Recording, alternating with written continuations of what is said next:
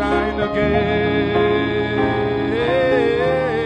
I know the master of the rain. Praise God, amen. Hallelujah. Amen. Glory be to God. Vous êtes prêts pour l'extrait? Amen. Nous allons tenir debout. Nous allons lire rapidement 2 écritures pour introduire l'extrait. Hébreux le chapitre 2, versets 1 à 4. C'est pourquoi nous devons d'autant plus nous attacher aux choses que nous avons entendues, de peur que nous soyons emportés loin d'elles. Car si la parole annoncée par des anges a eu son effet, et si toute transgression et toute désobéissance a reçu une juste rétribution, comment échapperons-nous en négligeant un si grand salut qui, annoncé d'abord par le Seigneur, nous a été confirmé par ceux qui l'ont entendu. Dieu appuyant leur témoignage par des signes, des prodiges et divers miracles, et par les dons du Saint-Esprit distribués selon sa volonté. Romains 8, verset 22 à 23. Or nous savons que jusqu'à ce jour, la création tout entière soupire et souffle les douleurs de l'enfantement. Et ce n'est pas elle seulement, mais nous aussi qui avons les prémices de l'Esprit. Nous aussi, nous soupirons en nous-mêmes en attendant l'adoption, la rédemption de nos corps. Technicien, c'est bon? Que Dieu vous bénisse. Des promesses pour notre perfection. Pas juste être rachetés, mais nous sommes rachetés.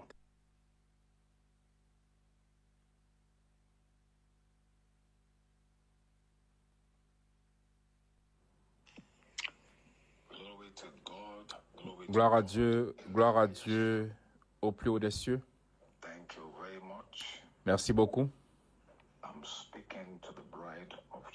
Je parle à l'épouse de Jésus-Christ en Côte d'Ivoire. Je parle à l'épouse Parole Pied de Fête. Gloire à Dieu. C'est mon plaisir. C'est ma joie. C'est ma paix. Quand je parle à l'épouse, l'unique et seul époux de Jésus-Christ qui a atteint la perfection. Il n'y a rien contre cette épouse. Cette épouse est une épouse José Perfection. Et je suis tellement reconnaissant que Dieu a ouvert nos yeux pour voir ses plus grandes et précieuses promesses, des promesses pour notre perfection. Pas juste être rachetés, mais nous sommes rachetés pour atteindre la perfection. Il n'y a rien contre cette épouse, dans l'âme, dans l'esprit et dans le corps. Il n'y a rien contre cette épouse. Ceci est en effet une épouse José Perfection. Et l'épouse dans les différents âges n'ont pas vu cette révélation du granit blanc. Ils n'ont jamais vu cette révélation d'eau pure cristalline. Et Dieu nous a donné la grâce d'ouvrir nos yeux pour que nous puissions voir cette révélation du temps de la fin qui était cachée. Nous avons besoin du rocher des âges. C'est la révélation du granit blanc que Malachie 4 a vu. Et nous bénissons Dieu que nous avons été prédestinés par la grâce de Dieu, par l'amour de Dieu, à voir ce message. Je veux vraiment vous apprécier pour avoir pris cette glorieuse position. Il y aura l'immortalité, il y aura un peuple qui ne mourra pas. Comme Paul l'a dit, nous ne mourrons pas tous, mais nous serons changés. Il doit y avoir un peuple dans le pays. Il doit y avoir un peuple dans un âge qui vont atteindre la première résurrection. Il doit y avoir un peuple qui ne mourra pas. Un peuple qui va conquérir la mort par la rédemption de ce corps mortel. Un peuple avec une révélation qui va aller au-delà de ce corps. En dehors de ce corps mortel, il y a un autre corps qui est appelé le nouveau corps. Et ce nouveau corps a un nom qui est appelé le corps Morph. Un corps qui peut transcender les dimensions. Un corps qui ne peut pas mourir. Alléluia.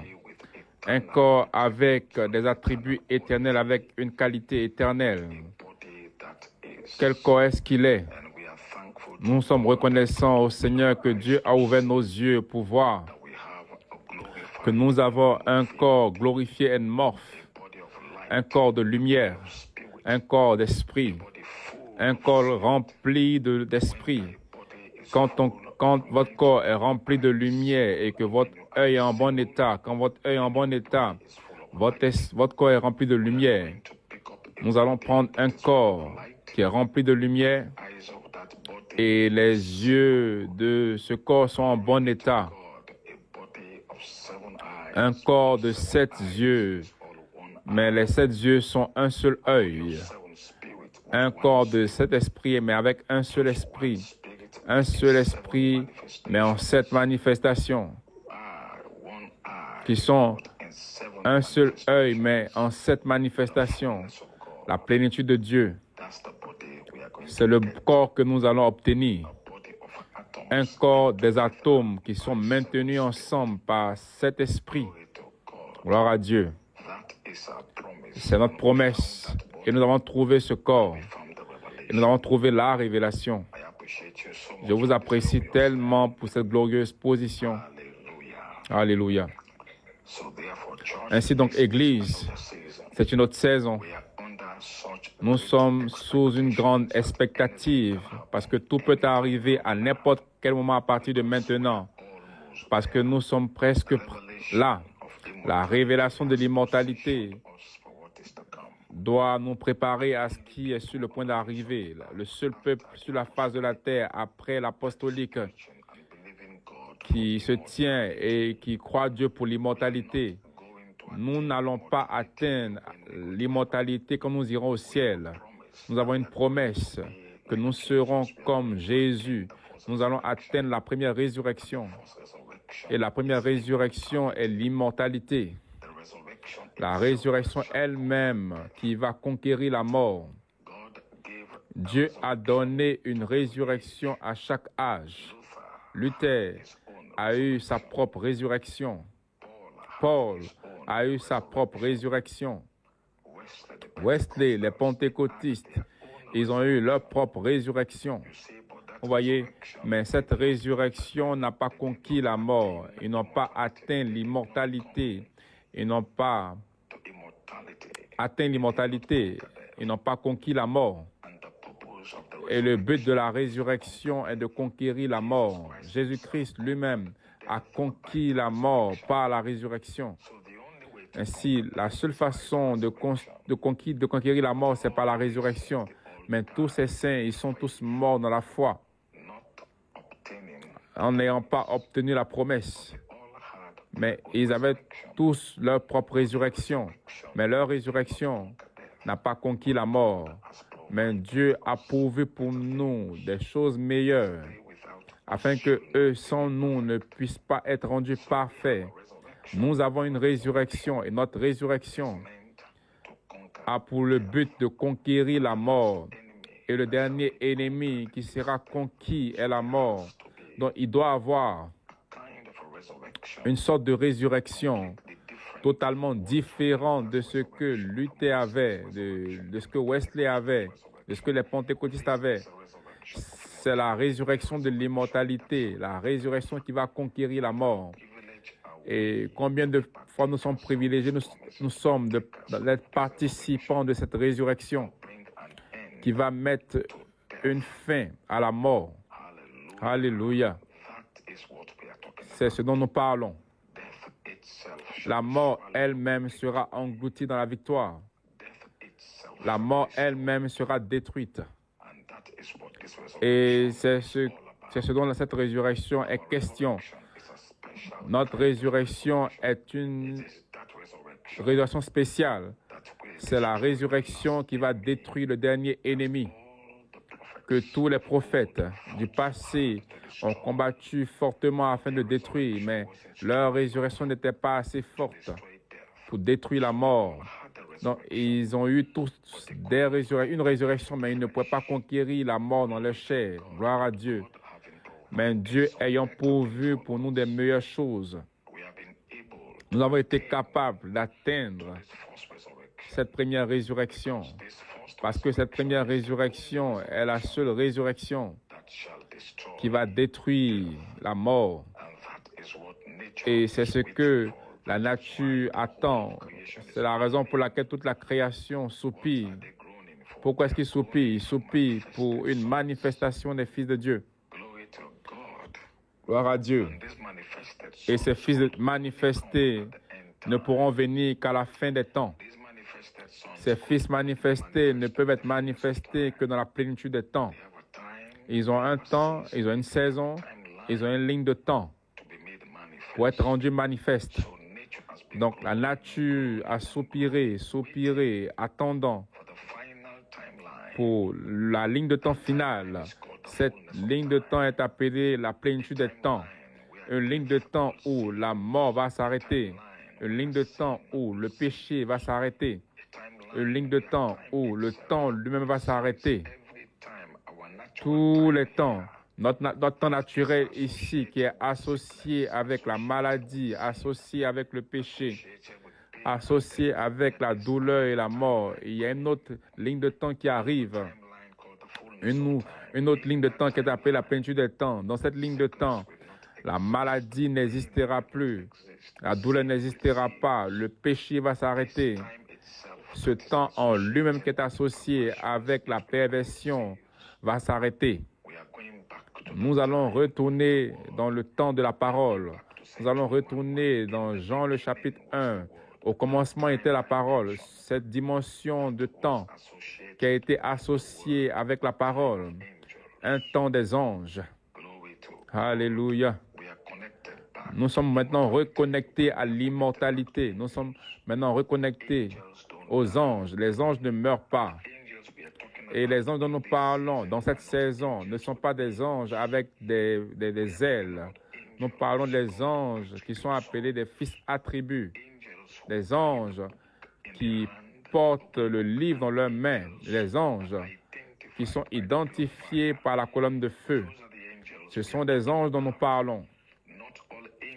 Pas tous les anges ont le livre dans leurs mains. Pas tous les anges ont eu accès au livre et pas tous les anges sont identifiés par la colonne de feu. Gloire à Dieu. Nous parlons des anges. Ce n'est pas juste un ange avec un livre. Nous avons un ange. Notre ange sera l'ange avec le livre de la rédemption. Les anges avec un message. Nos anges sont messagers de la résurrection. Et les messagers de la résurrection sont des messagers de l'alliance. Ce sont des âgés. Ce sont des anges messagers de l'alliance éternelle. Quelle alliance? L'alliance que Dieu a fait avec lui-même. L'alliance de perfection. L'alliance qui fait de Dieu un avec lui-même. L'alliance qui fait de l'épouse et Elohim un. C'est cela l'alliance. Au commencement était la parole. La parole était avec l'épouse. L'épouse était Dieu. C'est ça la révélation parce que l'épouse a toujours été la parole. Donc nous allons être réunis avec la parole et l'esprit qui est Elohim. La parole va se réunir avec les attributs. Gloire à Dieu parce que les attributs, la section des attributs, qui est la section éternelle. Donc la parole va être réunie avec les attributs et les attributs vont reprendre la parole. Donc les attributs et la parole vont être un. Et les pensées de cette parole vont être un. Et la pensée et la parole vont être un. Et la pensée de la parole et la pensée de l'esprit seront un. Tout cela sera un. Elohim, le Logos, devenant un. Elohim et l'épouse devenant un. C'est ça la perfection, c'est ça l'alliance. C'est la raison pour laquelle ces anges arrivent. Ils sont appelés des théophanies, des anges avec le livre, des anges avec un message de rédemption, des anges qui sont identifiés à la colonne de feu. La colonne de feu va identifier ces anges, comme Malachie 4 avait un ange. Mais les yeux de la caméra n'ont pas capturé l'ange. Cela a capturé seulement la lumière de la colonne de feu. qui était sur la tête du prophète. Cette colonne de feu était portée par un ange. Donc les yeux de la caméra n'ont pas capturé l'être angélique, mais les yeux de la caméra ont juste capturé la lumière, la colonne de feu, qui était identifiée, qu'il y avait un ange caché là, un ange qui a marché avec le prophète. Mais le signe qui a identifié cet ange était la colonne de feu, parce que cela prouvait qu'un ange, cet ange était un ange de l'Alliance. C'était un ange qui venait de la tribu d'Élohim. Et les attributs d'Élohim forment la colonne de feu. L'ange qui était avec le prophète était un ange qui était identifié par la colonne de feu. Et la colonne de feu est ce que nous voyons sur la tête de Frère Branham. Donc Frère Branham n'était pas celui qui portait la colonne de feu, mais la colonne de feu devait être photographiée, la colonne de feu devait être révélée pour que nous puissions savoir qu'il y avait un ange, un être angélique caché derrière là. Donc quand vous voyez le feu, vous savez qu'il y a un ange qui se tient derrière. Et cela doit vous laisser aussi savoir que l'ange qui était derrière là, caché, est un fils attribué, parce que cet ange a les attributs d'Élohim, et les attributs d'Élohim forment la colonne de feu. C'est ce dont la saison est question présentement. Donc nous parlons des anges. C'est pour ça que nous apprécions l'inspiration qui est donnée. Voici, j'envoie mon ministère, les anges. Et ces anges sont des fils attributs. Comment est-ce que vous savez qu'un ange est un fils attribut? Cet ange va porter la colonne de feu, parce que la colonne de feu est les attributs d'Élohim. Et quand cet ange porte la colonne de feu, donc il doit aussi porter le livre. Donc c'est un ange avec le livre ouvert. Et nous sommes privilégiés par prédestination d'être des porteurs, d'être identifiés avec des anges, des fils attributs, des anges avec le livre ouvert et la colonne de feu. Et cela nous rend spéciaux, parce que nous sommes des anges de l'Alliance.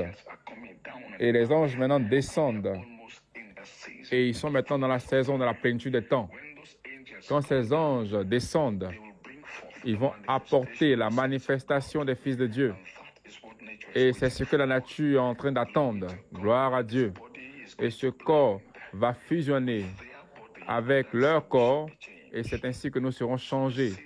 Donc la saison est venue et le temps est venu. Je vais vous lire quelques écritures, et cela doit donner un ton pour les réunions, parce que ce que je viens de faire par le Saint-Esprit est d'identifier que ces anges, parce que l'inspiration est voici, je vous envoie mon ministère, le ministère des anges, soit les fils attributs. Et pourquoi est-ce que ces anges viennent? Ils viennent pour reconstruire l'Église. Mais cette fois-ci, ils viennent maintenant pour reconstruire votre corps. Gloire à Dieu. Parce que la révélation de comment rebâtir votre esprit est déjà révélée. Et sous la trompette, nous avons juste trouvé la révélation qui va rebâtir notre corps. Donc nous aurons un esprit qui va maintenant s'aligner avec le corps. Et cet esprit a été identifié comme étant l'enfant mâle, qui est le fils promis. Mais le prophète nous a dit que nous ne pouvons pas recevoir le fils promis dans le corps dans lequel nous vivons.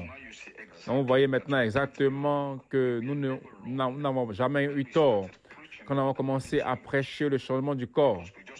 Parce que nous comprenons maintenant, le prophète dit que nous ne pouvons pas recevoir le fils promis dans ce corps dans lequel nous sommes. La seule façon pour nous de recevoir le fils promis est que notre corps doit être changé. Donc nous comprenons que quand nous prêchons le fils promis qui est l'enfant mâle, nous sommes censés ajouter à cette révélation le changement du corps, parce que nous devons avoir le changement du corps avant de recevoir le fils promis, et le fils promis est l'enfant mâle. L'Apocalypse chapitre 12. Et cet enfant mâle va venir ici, il va apparaître à chacun de nous comme la forme d'un ange. Gloire à Dieu. Les anges sont votre promesse du Saint-Esprit. Dans votre promesse du Saint-Esprit sera un ange avec la colonne de feu. Et c'est ce que nous voyons dans le livre de Actes chapitre 2. Quand le Saint-Esprit est descendu, vous recevez une puissance après que le Saint-Esprit soit venu sur vous. La Bible dit que le Saint-Esprit est venu sur eux et il y avait des langues de feu qui sont posées sur leur tête. Vous voyez? Et ils ont vu les langues de feu, ils ont vu des langues de feu sur chaque tête, mais ils n'ont pas vu que ces langues de feu ne faisaient qu'identifier la présence des êtres angéliques. Parce que chacun d'entre eux, ils avaient un être angélique qui avait été associé avec leur corps et la langue de feu était là pour identifier qu'il y avait des êtres angéliques qui étaient cachés derrière. Gloire à Dieu. Parce que ce sont des anges de l'Alliance. Parce que l'Église primitive, 120 de cette Église étaient tous des enfants, fils attribués de son esprit. Ils avaient un gemsement dans leur âme. Gloire à Dieu. Et c'est Dieu qui leur donnait leur propre résurrection. Mais leur propre résurrection n'était pas assez forte pour pouvoir apporter le changement du corps. Donc, pendant 7 âges de l'Église, Dieu, pour chaque âge, a donné une résurrection. Donc, Paul avait sa résurrection. Wesley, Luther, les pentecôtistes, ils avaient tous leur propre résurrection. Mais leur résurrection n'était pas assez forte pour pouvoir atteindre l'immortalité. Nous sommes la seule épouse à la fin des âges qui aura une résurrection qui peut atteindre l'immortalité. Donc cette résurrection, dans notre temps, est de nous rendre participants de l'immortalité, pour que nous ayons la résurrection. Et bénis et saints sont ceux qui ont part à la première résurrection, ceux qui la seconde mort n'a aucun pouvoir. Gloire à Dieu. Donc, cette dernière résurrection, la résurrection de cet âge, est la seule résurrection qui va conquérir la mort. La résurrection de Paul n'a pas conquis la mort. Parce que comprenez que le but de la résurrection, c'est de conquérir la mort. S'il n'y a pas de résurrection, la mort aurait vaincu. Mais Jésus-Christ a vaincu la mort par la résurrection. Et donc le but de la résurrection est de conquérir la mort. Gloire à Dieu. Conquérir la mort dans la chair. Donc la résurrection de Paul n'a pas conquis la mort. La résurrection d'Irénée n'a pas conquis la mort. La résurrection de Martin n'a pas conquis la mort. La résurrection de Luther, jusque pendant les 7 âges de l'Église, ça n'a pas conquis la mort. Dans la Bible dit, Dieu ayant pourvu pour nous de meilleures choses, afin que eux sans nous ne puissent pas être rendus parfaits. Pourquoi? Parce qu'ils sont tous morts dans la foi. Ils sont tous morts dans la foi. Leur résurrection n'était pas assez forte pour conquérir la mort. Mais nous bénissons Dieu. Nous sommes prédestinés pour conquérir le dernier ennemi. Parce que la mort sera le dernier ennemi que nous sommes prédestinés à conquérir. Donc notre résurrection est si forte. Pourquoi? Cette résurrection du temps de la fin dans la plénitude des temps est la seule résurrection qui va conquérir la mort et libérer l'entière création de Dieu. Donc vous comprenez maintenant pourquoi dans Romains chapitre 8, la nature soupire, elle est dans les douleurs de l'enfantement. Pourquoi est-ce qu'il soupire? Pour la manifestation des fils de Dieu, pour l'adoption jusqu'à la rédemption de nos corps. Ces fils manifestés auront le ministère des anges. Et le ministère des anges est le ministère de ses esprits. Frère Branham a identifié le ministère de l'esprit, qui est le dernier et final ministère, le ministère de Dieu de perfection. Et nous ne pouvons pas avoir le ministère de l'esprit sans le ministère des anges. Parce que Dieu fait de ses anges des esprits. Et il fait aussi de ses anges des flammes de feu. Alléluia. Gloire à Dieu. Ainsi donc, le ministère de l'esprit est en réalité le ministère des anges. Et le ministère de l'esprit vient pour faire une chose, il vient pour vivifier la parole dans l'épouse. Et quand la parole atteint la résurrection, elle revient à l'esprit. Cela veut dire que la parole elle-même dans l'épouse doit atteindre la résurrection quand cette parole dans l'épouse se change en esprit. Ainsi donc, ces êtres angéliques, le Saint-Esprit lui-même, vous voyez, l'enfant mâle lui-même va descendre dans cet âge sous la forme d'êtres angéliques. Comme l'enfant mâle comme le Saint-Esprit est descendu dans le livre des Actes, chapitre 2, c'était Jésus-Christ lui-même descendant. Mais il n'est pas descendu comme étant une seule personne. C'était Dieu lui-même, le Saint-Esprit lui-même, Jésus-Christ lui-même descendant, mais sous la forme de langue de feu.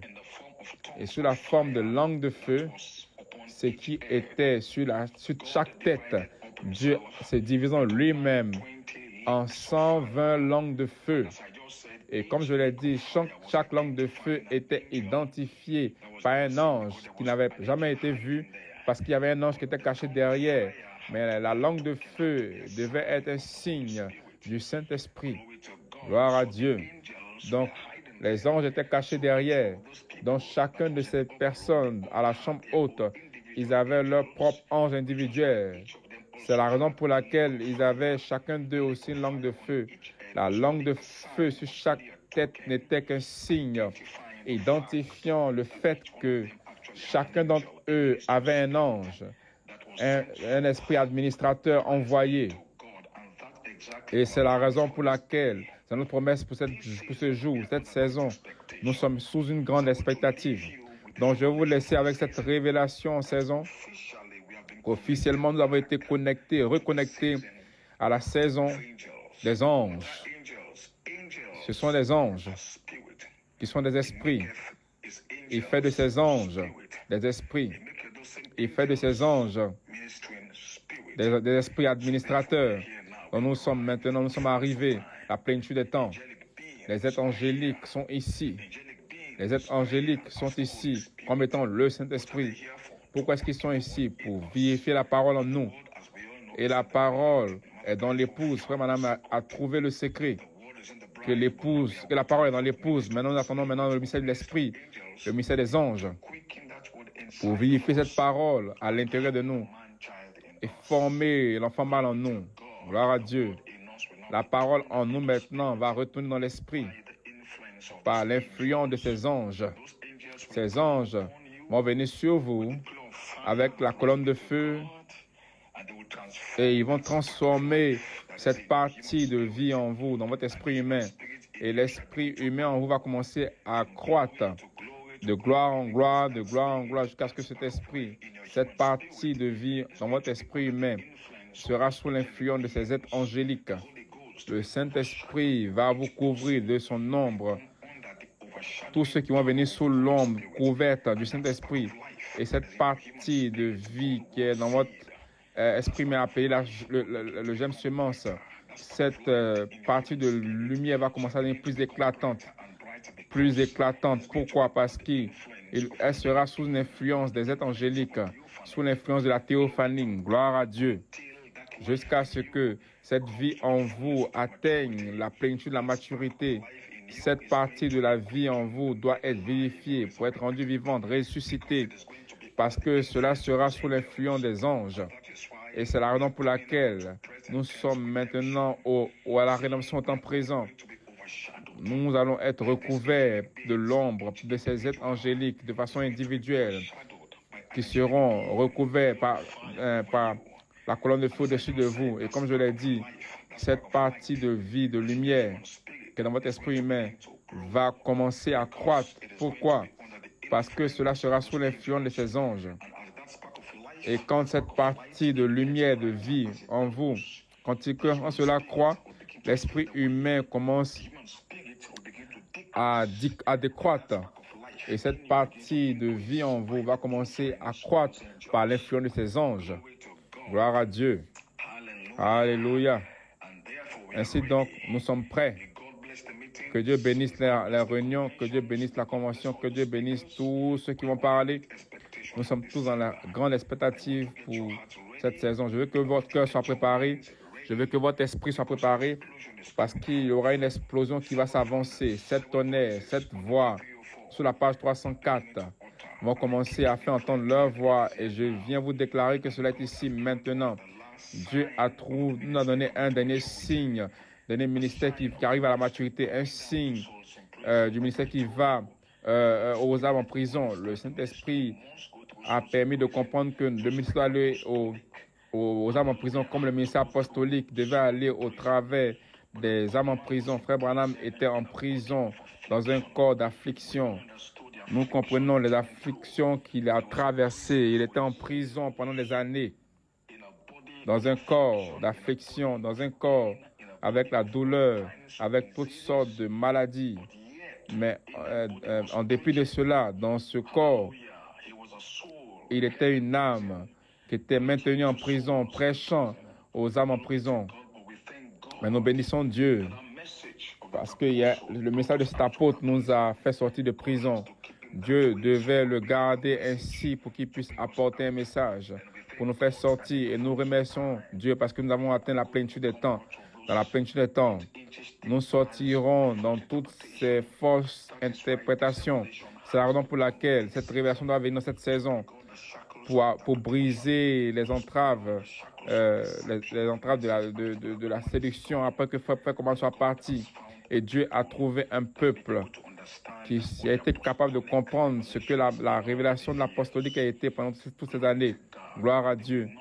Et ils ne verront pas Frère Coleman, ils verront Frère Coleman, le ministère de Frère Coleman qui s'avance. Donc ce ministère de l'immortalité est la résurrection du ministère apostolique. Cela veut dire que vous, moi, nous sommes tous la résurrection du ministère apostolique. Gloire à Dieu. Alléluia. Donc je suis sous l'expectative pour que cette semence du ministère apostolique puisse aller là dans la terre. Dieu nous donne un signe d'un ministère qui est allé en prison. Et avant que ce ministère ne puisse revenir dans la puissance, ce n'est qu'un signe. Et nous avons vu ce signe devant nos yeux. Et nous ne sommes pas plaints, nous n'avons pas pleuré, nous n'avons pas crié. Nous avons compris exactement où est-ce que Dieu nous envoyait. Dieu est avec nous. Dieu nous conduit. Le Saint-Esprit est avec nous. Rien ne s'est passé en dehors de l'ordre. Tout est passé correctement. C'était le thème de ce ministère. Ce ministère doit être testé comme Frère Coleman. Il était testé. Le ministère apostolique était testé. Il a été rejeté quand il a maintenu en prison mais toutefois il prêchait. Toutefois il prêchait. Il prêchait aux âmes qui pouvaient être sauvées et les âmes qui ne pouvaient pas être sauvées. Gloire à Dieu parce que nous avons trouvé que nous sommes parmi les âmes sauvées par le ministère apostolique. Et ceux qui seront restés aujourd'hui comme étant les fruits de la résurrection de ce ministère. Et ceux qui ont rejeté ce ministère en 2011, ils ont rejeté leur propre salut.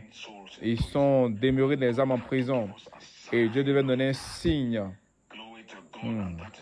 Et c'est ce que nous avons juste vu. Dieu nous donne un signe de cela.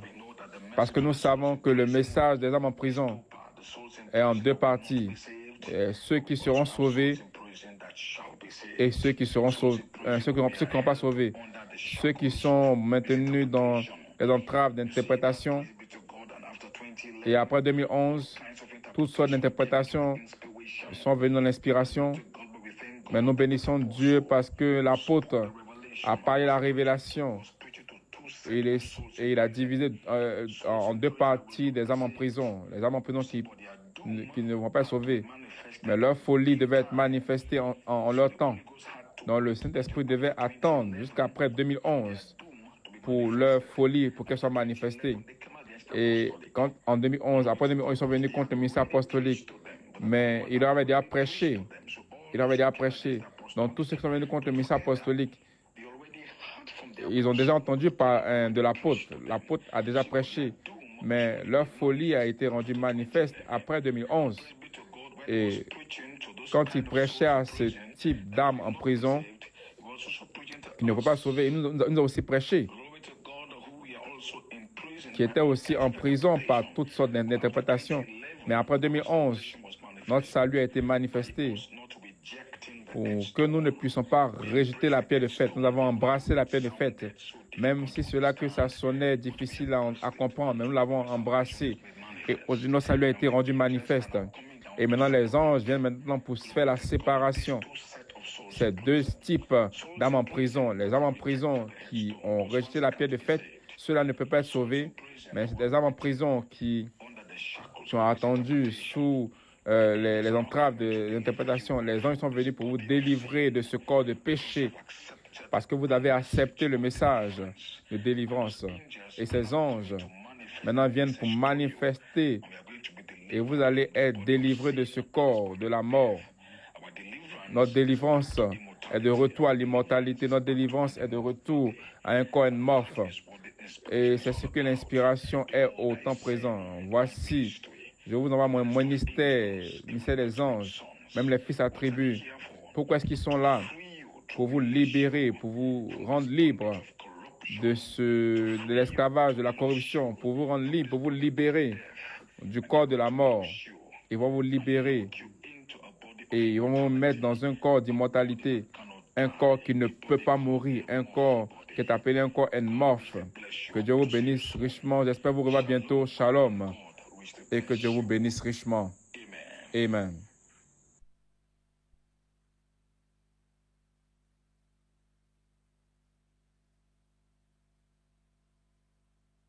Glorie à Dios. Glorie à Dios. Mon âme est en feu ce matin. Est-ce que vous appréciez l'apôtre Comté? Quelle révélation. Alléluia. Quel ton pour ce réveil. Amen. Alléluia. Nous allons recevoir un ministère des anges. Alléluia pour la délivrance. Nous serons délivrés du corps hybride. Nous allons recevoir un nouveau corps. De la gloire de Melchisedec. Et ce matin, je vous déclare